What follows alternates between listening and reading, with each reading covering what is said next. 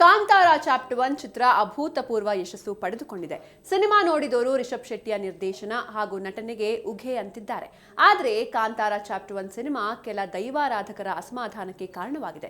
Cinema ಬಿಡುಗಡೆ ಬಳಿಕ ಮನೋರಂಜನೆಗಾಗಿ ಸಾಮಾಜಿಕ ಜಾಲತಾಣದಲ್ಲಿ ಲೈಕ್ಗಳನ್ನು ಪಡೆಯಲು ದೈವದ ಅನುಕರಣೆ ಹೆಚ್ಚಾಗ್ತಾ ಇರೋದು ದೈವಾರಾಧಕರ ಅಸಮಾಧಾನಕ್ಕೆ ಕಾರಣವಾಗಿದೆ.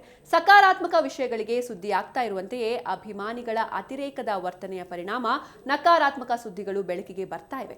ಜನರು ದೇವರ ಮೇಲಿನ ಭಕ್ತಿಯನ್ನ ತೋರಿಸುವುದು ಒಂದ್ ಕಡೆ ಆದ್ರೆ ದೈವದ ಅನುಕರಣೆ ಮಾಡ್ತಾ ಇರುವ ಘಟನೆಗಳು, ಅದರ ವಿಡಿಯೋಗಳು ವೈರಲ್ ಆಗ್ತಿರೋದು ತುಳುನಾಡಿಗರ ಆಕ್ರೋಶಕ್ಕೆ ಕಾರಣವಾಗ್ತಾ ಇದೆ.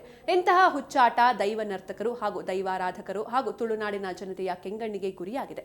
ಈ ಬೆಳವಣಿಗೆಗಳಿಂದ ಬೇಸತ್ತ ದೈವ ನರ್ತಕರು ದೈವ ಕ್ಷೇತ್ರದ ಮೊರೆ ಹೋಗಿದ್ದು ನೊಂದು ದೂರು ನೀಡಿದ್ದಾರೆ. ಈ ಸಂದರ್ಭದಲ್ಲಿ ದೈವ ಪ್ರತಿಕ್ರಿಯೆ ನೀಡಿದ್ದು, ನನ್ನ ಹೆಸರಿನಲ್ಲಿ ಹಣ ಮಾಡ್ತಾ ಇರೋರನ್ನ ನಾನು ನೋಡ್ಕೊಳ್ತೇನೆ. ಹಣವೆಲ್ಲ ಆಸ್ಪತ್ರೆ ಸೇರುವಂತೆ ಮಾಡ್ತೇನೆ.